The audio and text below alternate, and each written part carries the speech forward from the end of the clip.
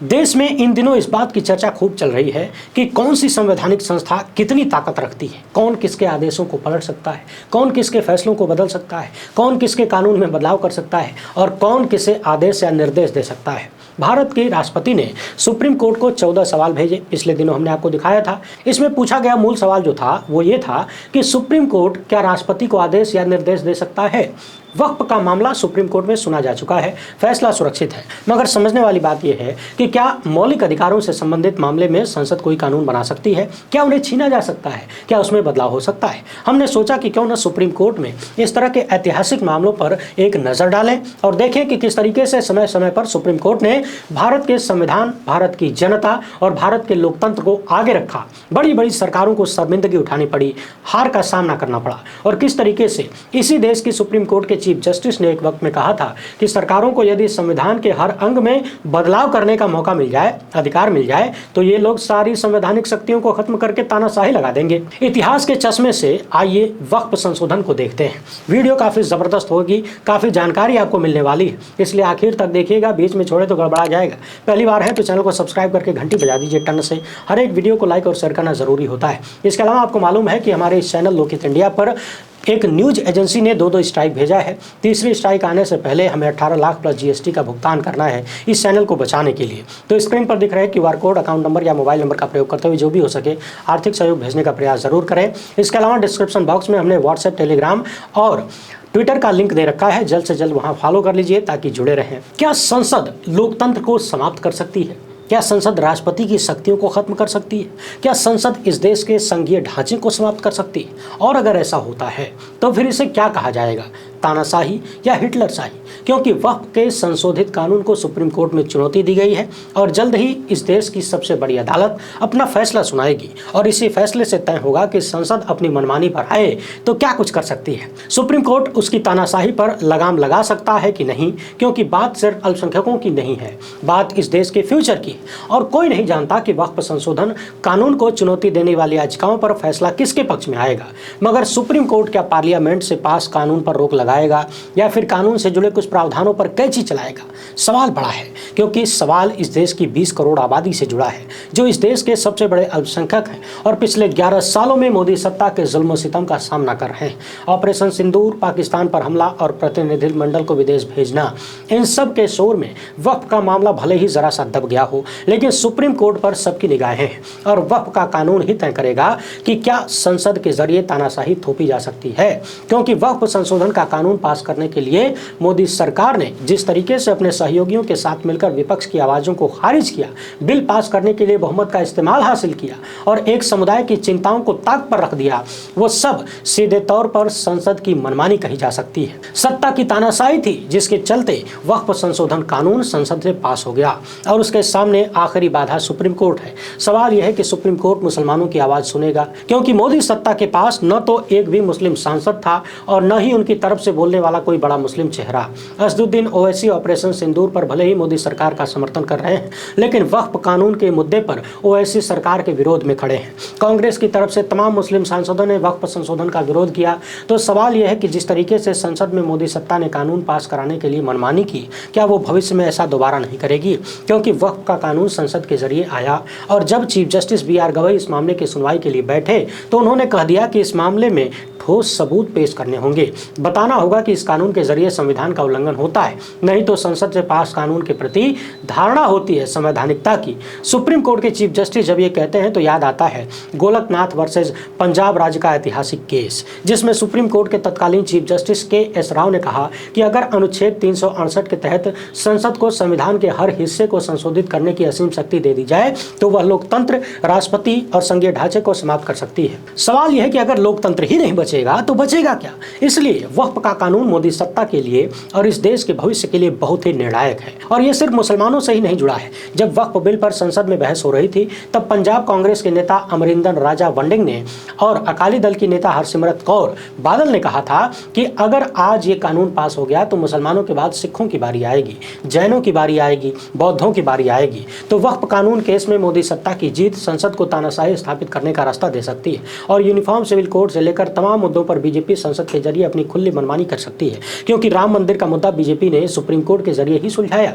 जम्मू कश्मीर से अनुच्छेद 370 हटाने के केस में भी बीजेपी को सुप्रीम कोर्ट ने ही क्लीन चिट दी और अब यूनिफॉर्म सिविल कोड के मामले पर भाजपा अपनी राज्य सरकारों से कानून बनवा रही है। तो क्या आगे चलकर उसे ये मौका मिल सकता है कि वो संसद के जरिए अपनी मनमर्जी जनता पर थोप सके? जाहिर है कि इसका फैसला वक्फ संशोधन कानून पर सुप्रीम कोर्ट के फैसले से होगा, क्योंकि याचिकाकर्ताओं की तरफ से पेश वकीलों ने वक्फ कानून के खिलाफ जो दलीलें दी हैं उसमें साफ साफ कहा गया है कि यह कानून संवैधानिक मूल्यों का उल्लंघन करता है और सुप्रीम कोर्ट ने वक्फ संशोधन अधिनियम 2025 पर रोक लगाने संबंधी आदेश सुरक्षित रख लिया है। उम्मीद है कि जल्द ही सुप्रीम कोर्ट अपना फैसला सुनाएगा, मगर वक्फ के रजिस्ट्रेशन पर सुप्रीम कोर्ट ने कह दिया कि इसका प्रावधान 1923 से अनिवार्य है, न कि 2025 के कानून से शुरू हुआ है। सीजेआई बीआर गवई ने पूछा कि वक्फ प्रॉपर्टीज का इतने सालों में रजिस्ट्रेशन क्यों नहीं हुआ, और मोदी सत्ता का तर्क है कि 1923, 1954 और 1995 के वक्फ कानूनों में रजिस्ट्रेशन अनिवार्य था। राज्यों को वक्फ संपत्तियों के सर्वेक्षण का निर्देश था, लेकिन अधिकतर राज्यों ने ऐसा नहीं किया। मगर कानून को चुनौती देने वाले याचिकाकर्ताओं की तरफ से कहा गया कि रजिस्ट्रेशन का न होना राज्य सरकारों का फेलियर है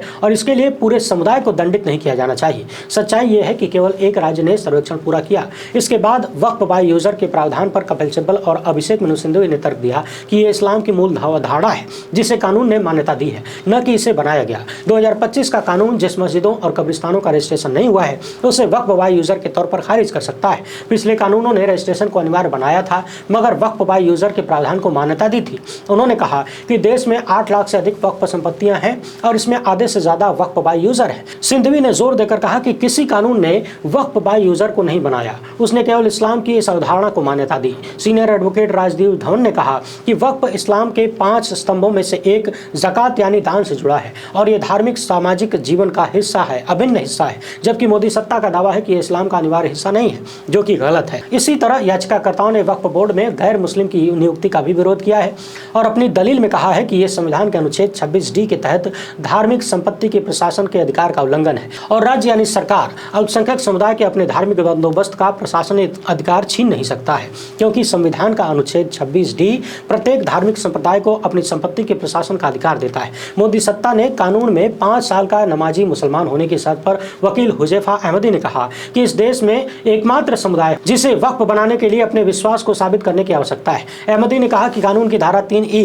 आदिवासी भूमि की सुरक्षा का दावा करती है, लेकिन यह आदिवासी मुसलमान को वक्फ बनाने के उनके अधिकार को कम करने के लिए अलग थलग करती है। अब सवाल यह है कि सुप्रीम कोर्ट इन दलीलों का क्या करेगा, क्योंकि ये दलीलें वकीलों की नहीं मुस्लिम समाज की हैं और इन पर सुप्रीम कोर्ट का फैसला क्या होगा। इसे समझने के लिए आपको 1967 का IC गोलकनाथ बनाम पंजाब सरकार का केस समझना होगा और इस केस की शुरुआत होती है 1815 से, जब कोलकाता के शिवपुर में चट्टोपाध्याय परिवार ने अपने बेटे का जन्मोत्सव 100 गायों का दान देकर मनाया।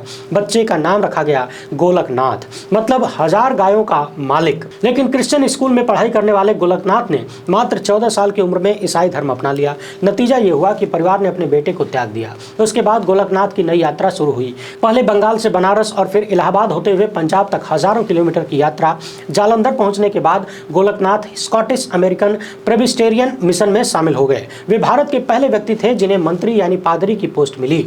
100 साल बाद इन्हीं गोलकनाथ चट्टोपाध्याय का परिवार भारतीय संवैधानिक इतिहास के सबसे महत्वपूर्ण मामलों में से एक IC गोलकनाथ बनाम पंजाब राज्य का सेंटर पॉइंट बना। गोलकनाथ चट्टोपाध्याय के पुत्र हेनरी गोलकनाथ थे और 1822 में उन्होंने प्रिंसटन थियोलॉजिकल सेमिनरी में ग्रेजुएशन किया। हेनरी हिंदुस्तान लौटे तो जालंधर के पास भोगपुर में लगभग 500 एकड़ जमीन खरीदी और अपने पिता के मिशन का विस्तार किया। 1962 में हेनरी गोलकनाथ की मौत हो गई तो उनके बेटे इंदर गोलकनाथ और पुत्री इंदिरा को वो जमीन विरासत में मिलनी थी, लेकिन जिला कलेक्टर ने 418 एकड़ जमीन को अधिशेष घोषित कर दिया। इंदर गोलकनाथ और इंदिरा को अपने पिता की जमीन में से कुछ एकड़ ही नसीब हुआ और ऐसा हुआ पंजाब सरकार के भूमि सीमा कानून के तहत। उस समय तक संपत्ति का अधिकार मौलिक अधिकार था, जिसे 1978 में 44वें संविधान संशोधन तक बरकरार रखा गया। बाद की सरकारों ने विभिन्न संशोधनों के जरिए इस अधिकार को सीमित कर दिया। यही नहीं, 1964 में 17वें संविधान संशोधन के तहत पंजाब भूमि सुरक्षा अधिनियम 1953 को 9वीं अनुसूची में डाल दिया गया और यह कानून न्यायिक समीक्षा से परे हो गया। मतलब कोर्ट अब इस कानून की समीक्षा नहीं कर सकती थी। 3 साल बाद 1967 में सुप्रीम कोर्ट में गोलकनाथ परिवार की याचिका पर सुनवाई के दौरान यह सवाल फिर खड़ा हुआ कि क्या संसद को मौलिक अधिकारों में संशोधन करने का अधिकार है। कलेक्टर के फैसले के खिलाफ इंदर गोलकनाथ ने सुप्रीम कोर्ट का दरवाजा खटखटाया और अपने केस के लिए उन्होंने नानी पालखीवाल, M.K. नाइम्बर, फली नरीमन और अशोक कुमार सेन जैसे शानदार वकीलों की फौज खड़ी कर दी। सुप्रीम कोर्ट की 11 जजों की बेंच बैठी, जिसकी अध्यक्षता कर रहे थे तत्कालीन मुख्य न्यायाधीश Coca Subba Rao. Supreme court में दलीलों का दौर शुरू हुआ। बहस उठी कि यदि संसद को संविधान में किसी भी प्रकार का संशोधन करने की पूरी आजादी दे दी जाए तो वो लोकतांत्रिक संस्थाओं को खत्म करके तानाशाही लागू कर सकती है। तत्कालीन चीफ जस्टिस ने कहा कि यदि संविधान के अनुच्छेद 368 की असीम शक्ति देने वाली व्याख्या स्वीकार कर ली जाए तो संसद राष्ट्रपति, संघीय ढांचा और चुनी हुई विधायिकाओं को भी खत्म कर सकती है और लोकतंत्र के मौजूदा ढांचे को बदलकर अमेरिका की तरह राष्ट्रपति प्रणाली लागू कर सकती है। याद रखिए कि 2014 के बाद नरेंद्र मोदी ने राष्ट्रपति शासन की खूब वकालत की और वन नेशन वन इलेक्शन का शगुफा भी उसी दिशा में एक कदम है। दूसरी ओर जस्टिस के.एन. वांचू ने अल्पमत का फैसला लिखा और कहा कि संविधान में संशोधन की शक्ति एक सुरक्षा वाल्व है, इससे शांतिपूर्ण परिवर्तन संभव होता है और सशस्त्र क्रांति की आवश्यकता नहीं होती। अंत में 11 जजों की बेंच ने 5-6 के बहुमत से फैसला दिया कि संसद को मौलिक अधिकारों को समाप्त या सीमित करने का अधिकार नहीं है। इंदर गोलकनाथ बनाम पंजाब सरकार केस ने भारतीय संविधान के मौलिक ढांचे की रक्षा में बुनियाद का काम किया। यह पहली बार था जब संसद की शक्ति पर न्यायपालिका ने एकदम क्लियर लक्ष्मण रेखा खींचते हुए उसकी सीमा निर्धारित कर दी। संवैधानिक मामलों के जानकार डॉक्टर फैजान मुस्तफा ने इंडियन एक्सप्रेस से कहा कि गोलकनाथ केस ही वो मौका था जब न्यायपालिका ने अपने संवैधानिक कर्तव्यों का निर्वहन करते हुए संसद की अनियंत्रित शक्तियों के खिलाफ आवाज बुलंद की। सवाल यह है कि मोदी सत्ता के दौर में संसद अनियंत्रित हुई है कि नहीं। इस सवाल का जवाब आपको वक्फ कानून पर हुई बहसों और संसद के अंदर दी गई रमेश विधुड़ी की गालियों से मिलेगा। यही वो मुकदमा था जिसमें पहली बार संविधान की मूल संरचना के सिद्धांत की अवधारणा रखी गई और ये आइडिया सीनियर वकील M.K. नाम्बियार ने जर्मनी के संवैधानिक विद्वान डाइट्रिच कोनराड से इंस्पायर होकर दिया था, क्योंकि दुनिया ने जर्मनी में तानाशाही का नंगा नाच देख लिया था और दलीलों में यह भी कहा गया था कि हिटलर ने कानूनों के जरिए ही सत्ता पर अपना कंट्रोल स्थापित किया था। सुप्रीम कोर्ट का यह फैसला तब आया था जब इंदिरा गांधी के नेतृत्व वाली कांग्रेस सरकार सत्ता में थी, लेकिन पार्टी की हालत खराब थी। राज्यों के चुनाव में उसे करारी हार मिली थी। इंदर गोलकनाथ केस में सुप्रीम कोर्ट के फैसले का जबरदस्त असर हुआ। सुप्रीम कोर्ट के चीफ जस्टिस ने अपने कार्यकाल के 3 महीने पहले ही इस्तीफा दे दिया और विपक्ष की ओर से राष्ट्रपति पद के उम्मीदवार बनाए गए, मगर ज्ञानी जैल सिंह के हाथों करारी हार का सामना करना पड़ा। इंदिरा सरकार ने गोलकनाथ केस और बैंकों के राष्ट्रीयकरण वाले मामले को सीधी चुनौती के रूप में लिया। नतीजा यह हुआ कि सरकार ने जजों से उसका प्रमोशन छीन लिया। दूसरी ओर मुकदमा जीतने के बावजूद गोलकनाथ परिवार को अपनी जमीन वापस नहीं मिली। इंदर गोलकनाथ की बेटी ने इंडियन एक्सप्रेस से कहा कि हमें 30-30 एकड़ जमीन मिली थी, वो भी पूरी नहीं मिली और जो जमीन मिली उसे गांव वालों के दबाव में बहुत सस्ते में बेचना पड़ा। गोलकनाथ परिवार के असर को ऐसे समझिए कि इसी परिवार की डोरा चट्टोपाध्याय भारत की पहली महिला डॉक्टरों में से एक थी और राजकुमारी अमृत कौर ने आजाद भारत की पहली कैबिनेट में मंत्री का पद संभाला। गोलकनाथ केस के 6 साल बाद 1973 में केशवानंद भारती बनाम केरल राज्य मामले में सुप्रीम कोर्ट की 13 जजों की बेंच ने फैसला दिया कि संसद संविधान की मूल संरचना को बदल नहीं सकती। हालांकि संपत्ति के अधिकार को मूल संरचना का हिस्सा नहीं माना गया, मगर धर्म का मामला संविधान की मूल संरचना का हिस्सा है और वक्फ का केस भी इससे जुड़ता है। जब दलीलों में कहा जाता है कि वक्फ का कानून अल्पसंख्यकों के धार्मिक अधिकारों का उल्लंघन करता है, गोलकनाथ केस केवल एक परिवार की लड़ाई नहीं थी, बल्कि भारतीय लोकतंत्र में न्यायपालिका और संसद की ताकत का सबसे निर्णायक अध्याय था। इस केस ने तय किया कि संसद में बहुमत रखने वाली सत्ता अपनी तानाशाही देश पर न थोप सके और वक्फ के जरिए एक बार फिर से यह तय होना है, देखना है कि सुप्रीम कोर्ट क्या फैसला लेता है, क्योंकि अनुच्छेद 370 की तरह इस पर भी सत्ता को बायपास मिला तो फिर ये केस बहुत लंबा चलेगा और देश में बहुत कुछ बदलता हुआ नजर आएगा। फिलहाल इतना ही। वीडियो पसंद आई हो तो ज़्यादा से ज़्यादा लोगों तक पहुँचाएं। पहली बार है तो चैनल को सब्सक्राइब कर लीजिए। हमसे जुड़ने के लिए बहुत बहुत धन्यवाद। चाहेंगे।